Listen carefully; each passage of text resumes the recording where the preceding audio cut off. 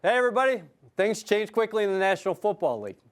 Typically, we tape the podcast on Wednesdays during the season with Brian Baldinger and Bart Scott. Bart today joined us a little late, but he brought the juice, so don't worry about it. To give you a little background, here at 1JD, Aaron Glenn met with the media just before noon underneath us on the first floor. Hours after we discussed the Jets' matchup with the Bengals, Glenn told reporters that he wouldn't reveal who his starting quarterback will be Sunday in Cincinnati. He did express confidence in both Justin Fields and Tyrod Taylor and rookie Brady Cook, who was elevated for the Buccaneers game in Week 3 and is currently on the Jets practice squad. If Fields gets the call, he will make his 7th start of the season.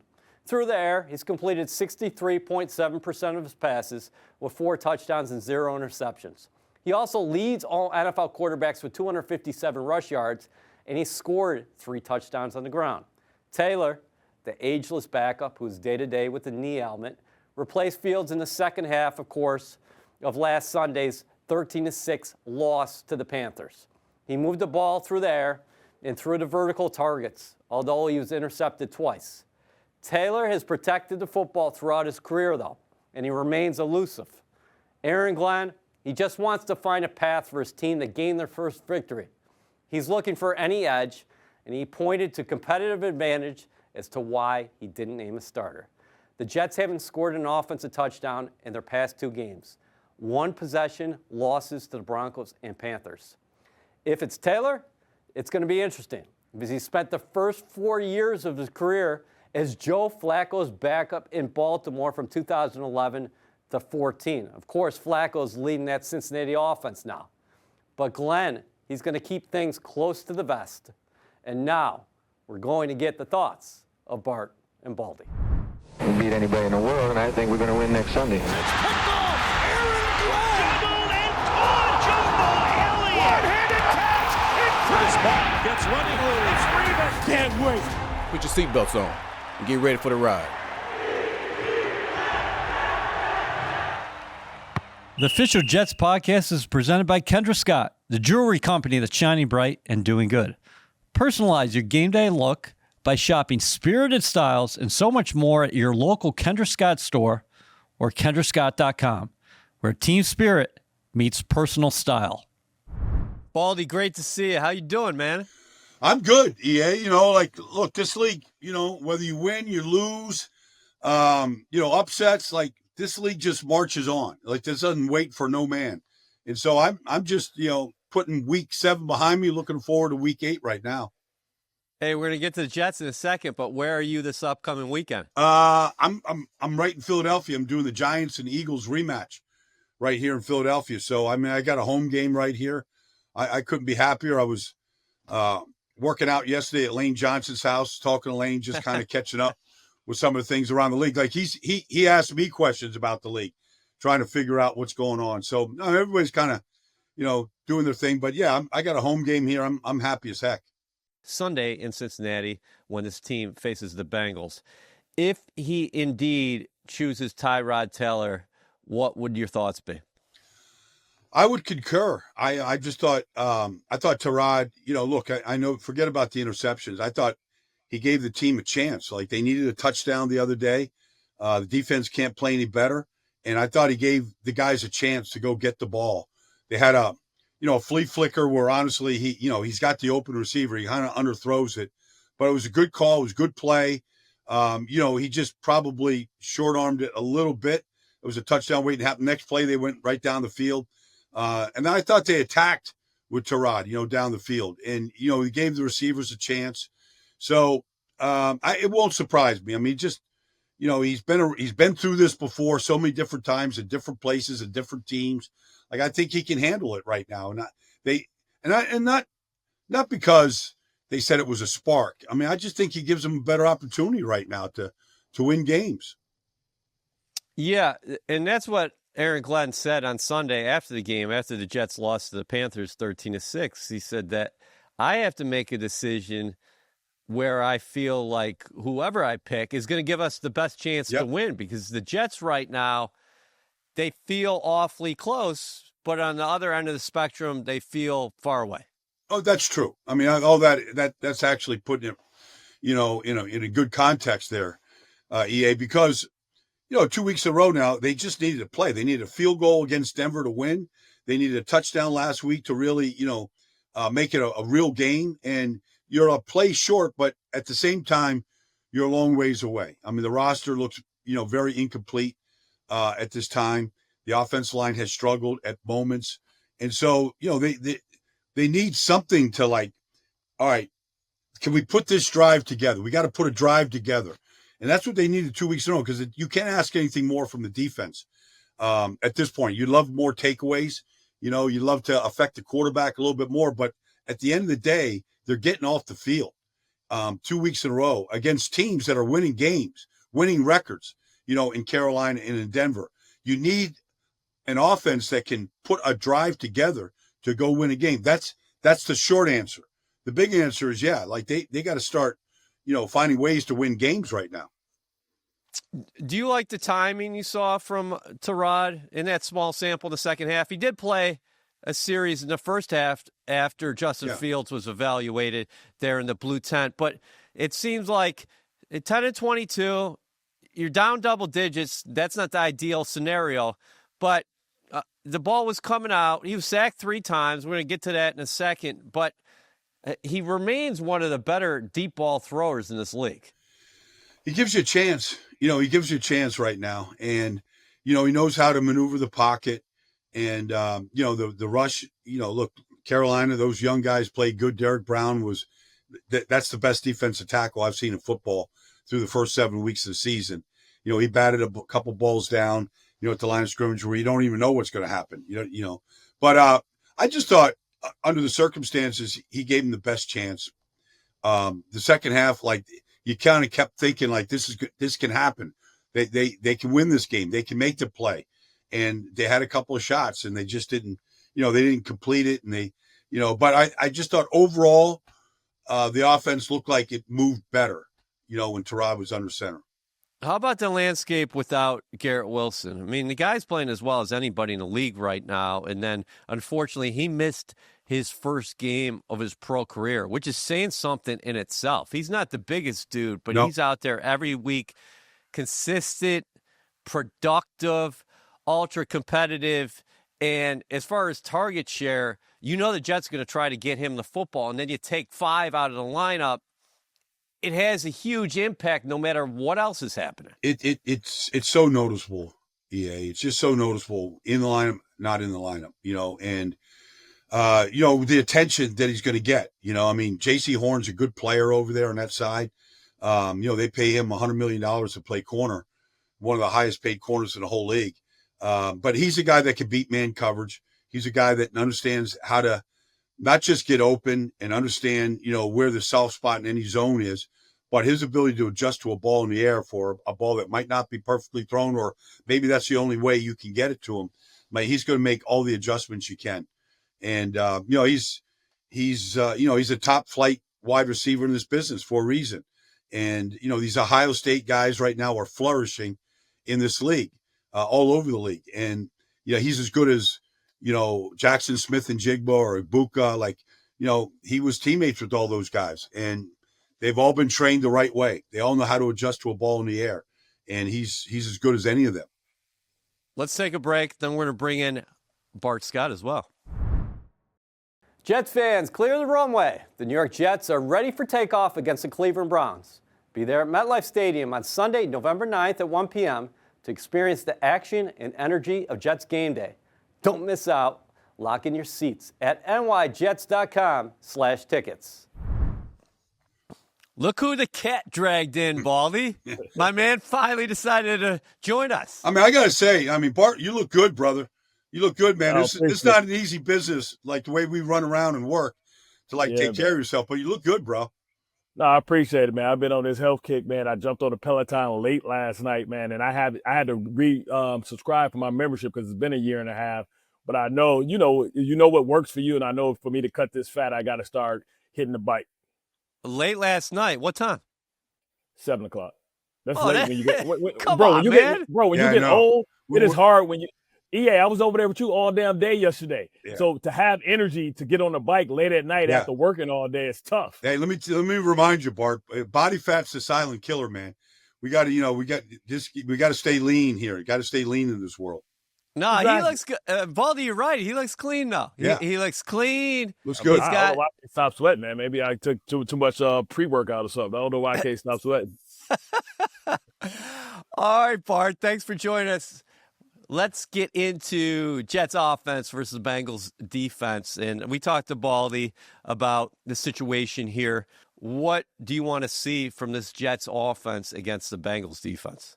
Well, I want to see the pass game open up, but also the run game too. I want to see the expansion of the playbook because Tyrod Taylor offers a lot of the attributes that Jared Goff offers with a little bit more. So I want to see underneath the center. I want to see play action. I want to see balls thrown in tight windows. I had no problem with Tyrod Taylor last week throwing the ball down the field. I thought his receivers did a bad job in fighting for the ball. If my quarterback's going to give me a chance to make a big play, then I have to go back and that ball has to be incomplete at worst. And if you go back to that ball and compete for that ball, J.C. Horn runs into you before the ball gets there, and it's pass interference, spot foul, ball on the 1 yard line. You expect that from a veteran receiver. We didn't get that last week, but it's not that Tyrod made the wrong play. Could it have been a better ball? Yes, right? But could a receiver, a lot of in this league, receivers make quarterbacks right and quarterbacks make receivers right. I agree. Yeah, you got to fight for the ball. I mean, I like the same thing, Bart. I like the fact that they got the ball down the field. They gave the receivers a chance. Look, they missed Garrett, obviously, but, in this business right now, these jump balls are 50-50. Like, who's coming down with it? You're going to give yourself a chance. You got to go.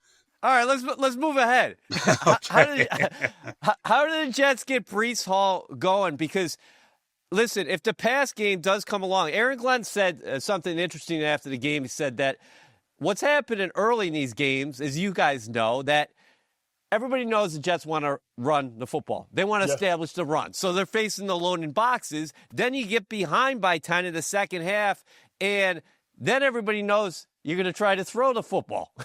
Yeah. Well, just because I know Baldi, probably needs some Manuka honey because he carried, the whole show for the beginning of the show while I wasn't here. I think they're not creating enough horizontal space, lanes, avenues, confusion, deception, indecision.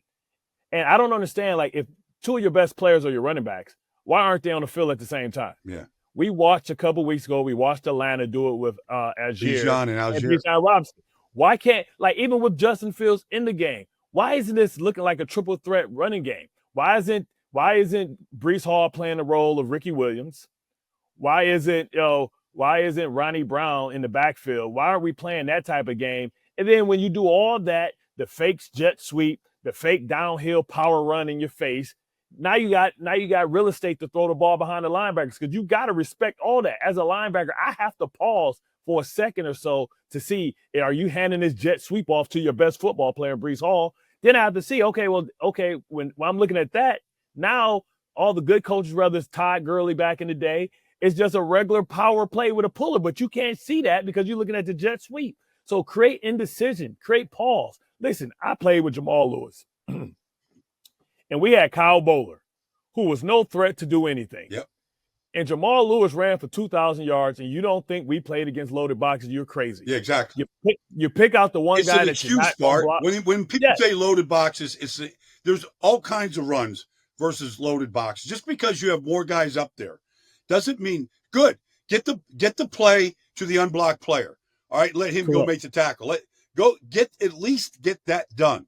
Because I see it every week. Teams running against loaded boxes. Yeah, and you decide who's the unblocked guy or who's the guy that got to make the play. Block the most dangerous, Bart. That's what I was always taught. Yeah. Block the most dangerous players, and if the unblocked guy is making a play, all right, great. Well, there's ways to handle that too. Yeah. Let's make him make 18 tackles. Let's see how his body feels when he got to come down and sit on that train track for 18 of those, and 9 of those are given to 2 different running backs apiece. That's fresh. Let's see if he want to keep taking that. So, Bart, you've always been in favor of keeping both of those backs. And now Braylon Allen's been out for a couple weeks, but you like Isaiah Davis as well. I like Isaiah Davis better. He's a more you can put a lot of stress back on the defense no matter who you got out there if you got both the backs. Yeah, because Isaiah Davis, I think, is the perfect combination between Braylon Allen and Breece Hall. He's just as big. People forget that he's over 210, And people forget that he's fast and he can catch. So when he's in the game, you don't know if it's a pass or a run because he does both. He plays as a third down back, but he's big enough to be a first and second down back. So, like, make it make sense. It's interesting, EA, not that, Chicago, but I mean, it's the mentality that Aaron's bringing that Ben Johnson has. And you watch Chicago, like they've struggled. They got a rookie left tackle that's undrafted, but they ran for 222 yards against the Saints. Like they pound, it's coming there. It's not about the quarterback anymore. It's about winning the line of scrimmage. I feel like the Jets still can get to that where they can really emphasize the run. They just got to keep working at it. You got to keep working at it. You got to get your tight ends involved. Like there's ways to move this football on the ground where you could take a lot of pressure off whoever is taking the snap, whoever's at quarterback. And we saw it week one. It's gotten away from it. It hadn't looked pretty, but there's times in this league where it's a week-to-week league. They got to keep stretching it, keep emphasizing it. And you could do that against Cincinnati this weekend. Bart, in addition to the two running backs, you want to see the two tight ends out there a lot where, hey, you got Brees, you got Isaiah, but you're going to have Mason out there and then Ruck as well, because Ruck gives you an ability to be an extra blocker, and he also can catch the ball. It gives you another gap in the run game too, because now you have two guys on the line of scrimmage. That gives you another gap to get maybe some double teams on force to maybe get some. I would like to see like Brees Hall run the old Edgerrin James under center sprint out straight outside zone. We see Bijan Robinson and Atlanta Falcons killing the league with that. You have to trust that Brees can make that cut and make that decision either to cut it up or cut it out. I mean, we've seen Orlando's Gary, we've seen the Kubiak system. Like, come on, man. If this is what you got, this is how you utilize it. Right. And you can have the two tight ends and one receiver like we saw with the Pittsburgh Steelers last week when they had the jumbo package with DK Metcalf, then break the formation. Right. You know what I'm saying? You're allowed to break the formation. You don't have to line up where you start at. You can actually shift and put tight ends out there at the wide receiver spot or the Z receiver and actually let them run a route on against maybe a linebacker or a safety, which should be advantage you. I feel like this is a two tight end league right now. Like that's around the league, yeah. I feel like it's a 12 personnel league. It's not four wides. It's not even 11 personnel. It's 12 personnel. Sometimes it's 13. Like you go get Max Mitchell, put him in the game. Like we're not fooling anybody. Let's move the line of scrimmage. Like I feel like that's where this league is at. Just studying the whole league at this point. And I feel like the Jets got it. They've got to take advantage of that right now.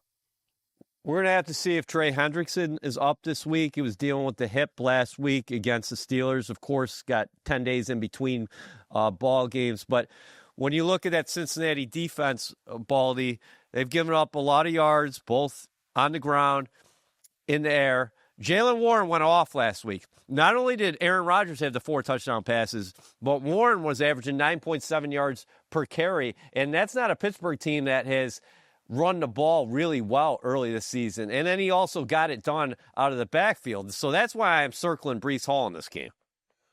Well, you always look backwards to look ahead. So you look at their last game against the Steelers, and Gainwell and Jaylen Warren ran the ball really good. Broke a lot of tackles, too. It wasn't like just big holes. I mean, they ran through tackles. They got a rookie linebacker in there right now. You don't know what Demetrius Knight knows, what he doesn't know. Like, they're throwing him in there. Logan Wilson's been in and out of the lineup. He's been there for 5 years. It's an Al Golden defense. They're changing things from, what Lou Anarumo did. They're trying to figure things out. They're trying to figure out some of these young guys that they've drafted. Where should they play? What's the rotation? And so they're trying. They're week to week too defensively, and they have not been great. And so there's opportunities there to run the ball, to get the ball out of your hands. I mean, there's just opportunities against this defense. Yeah, Bart, youth movement over there in Cincinnati, and they're making a transition on the run, like Baldi just said. They got a new coordinator, and they're trying to figure things out on their own, and you're seeing that.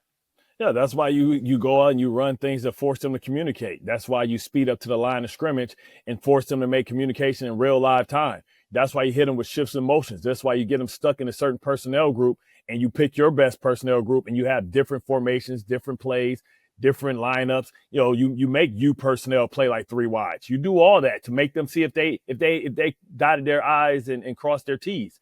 That's what you do with young groups. You confuse them. You run crossing routes. You run speedos. You run pick routes, and see if they can communicate and see if they can live life in that pressure cooker.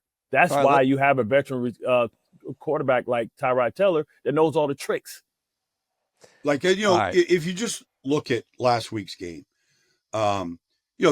Cincinnati doesn't have Ashawn Robinson, Derek Brown. They don't have those guys inside that are very difficult to move. Like this, they've got. I mean, it's been a weakness of the Bengals, for quite a while now. Like, I think this offensive line has got to wear the hat this week. Like, it's time to come together. Forget about what the names of the back of the jerseys are, or where they were drafted. It's kind of put it together, and have a good day up front and win at the line of scrimmage. Like, it's this is the opportunity, and you have to grow week in, week out up front. And when your offensive line plays together as one and really starts moving the line of scrimmage, like, then you give yourself a chance to win these games. All right, we got more tricks ahead. Let's take a quick break, and then we're going to talk about the Jets defense versus the Bengals offense. Are you the ultimate Jets fan? The New York Jets are celebrating the most passionate and committed fans of the game with the annual Fan Hall of Fame presented by Ticketmaster. Submit your nomination at nyjets.com/Fan Hall of Fame. Terms apply. Bart, we started this week with Sauce Gardner in concussion protocol. The Bengals got those receivers. Jamar Chase was targeted 23 times. He had 16 catches against the Steelers. T. Higgins, he pitches in with 6 catches, 96 yards. Those guys are as dynamic as any combination in the NFL. If the Jets do indeed not have Sauce Gardner, how do they go about the matchup on the outside with Brandon Stevens, who's familiar with these guys from his days in Baltimore, of course, and then also you have a rookie in A.Z. Thomas? Yeah, and Jamar Chase lit the Baltimore Ravens up all the time, routinely. He's got a couple 200-yard receiving games against them. So, listen, pride to get you killed, right? And, you talk about, on the football field, Jalen Ramsey thought he was bold, and they thought, he was what he used to be, and then he got served up. Then they went out there and they said, all right, well, let's give Joey Porter. He got served up. Okay, big play Slade. That's a name that was earned. Not anymore. He got served up. So listen, learn from your opponents or from your other team's mistakes. Do not go man to man right there. Understand what the Jets have been, but don't listen. Don't die a fool's death, right? Make sure that this we talked about, and Baldi talked about. Hey, the offensive line is on them this week. Well, on this week, it's on them linebackers, right? Listen, because guess what? You're gonna be in the lightest of boxes. I've been here before, and I've been tasked with the same thing. At one point, the Bengals used to have Carson Palmer. They used to have TJ Who's Your Mama. Ocho. They used to have Ocho Cinco, and they had Chris Henry. And then they had Big Willie, which was the Jonathan Ogden of Ohio, right? So we know what we did. We said, listen, Bart Ray, it's on you, brother, because we need all hands on deck for these receivers. So we did unique things, even so much so that we played corner. We would take our linebackers and go play corner and put the corner over the top and say, get a jam at the line of scrimmage, Bart. And I would just mirror Chad Ochocinco. A lot of people have seen it on my Instagram where I'm like in there and I'm jamming him at the line of scrimmage, but then I'm undercutting him for the 7 route and the corner's playing over the top. You have to have unique coverages like that you can mix things up. But to do that, that means usually sending some guys. You saying Quinnen, Phillips, Jermaine, McDonald, I need you to be a man and a half because it's going to be 5-on-5 and a running back and maybe a linebacker. I need y'all to pick right, and I need y'all to be dominant.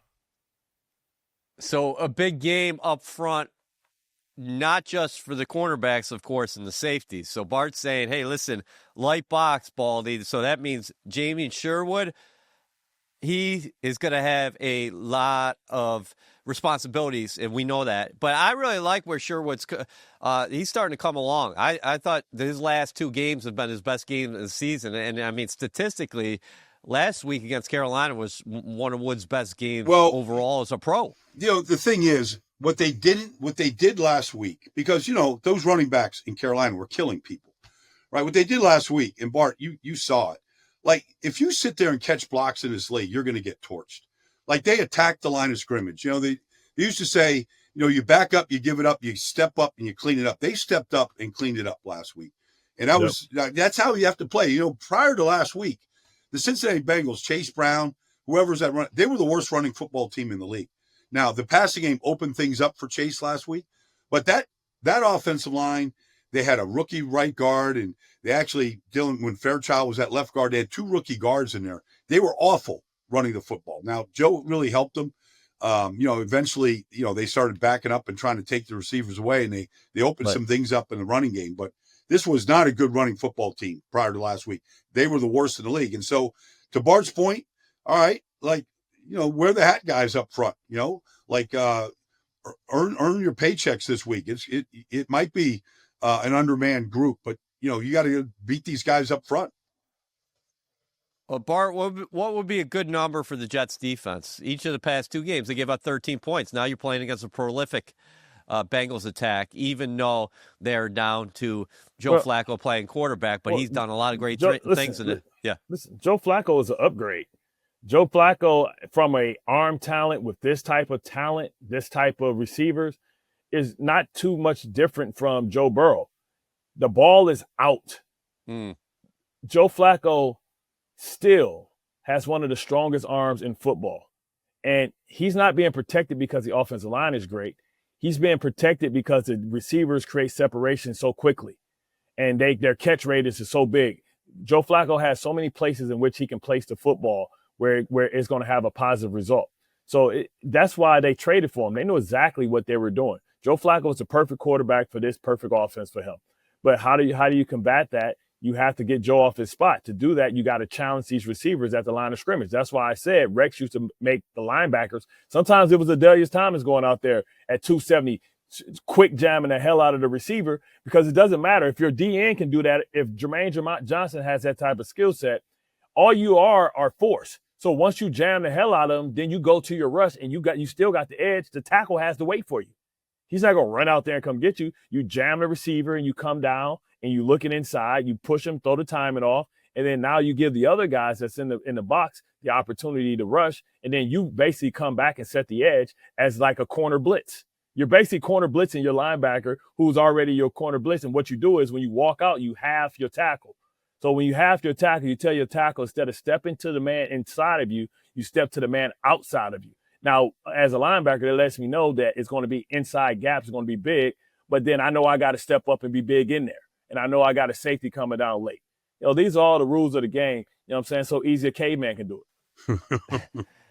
NFL is a game of timing and space, as Bart is saying there, Baldi. What's interesting now with Flacco is we know he can throw that ball and deliver it anywhere outside the numbers. But what the Bengals do, they put so much pressure on you, is that they're creating a lot of room there in the middle of the field.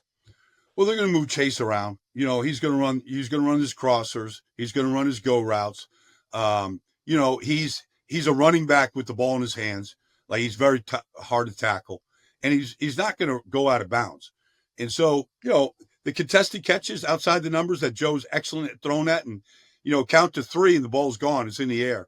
So it's hard to get to him, but you got to play the ball in the air. Like, who wins these jump balls are winning these football games right now. And to Bart's point, all 3 of those guys, Ramsey, Joey Porter, Slay, like, they got torched in that game playing man. And so go do what the league is doing. They're all playing these shell defenses right now, and they're not manning up right now. And it's hard to get the ball down the field if you're not doing play action.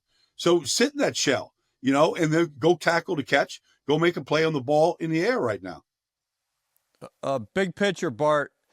What do you make of this game for the Jets? 0-7, battling. Defensive effort has been there, winning football, from your special teams. So you got 2 to 3 phases. You've had some quarterback instability. Young team who is not able to get over the hump yet, but you're facing a Bengals team that's trying to stay in it while their superstar quarterback remains on the sideline. Well, what I'm saying is, no matter if you were 5-2 or 4-3, it sucks to go into your bye week off a loss, right? It sucks to go and travel and have to watch football. It feels so much better when you can say, okay, we found something, and we know when we come back, the coaches are going to do a review of everything, an audit of what we've done in the first half, and we're going to try and fix it let's give them something to work off of.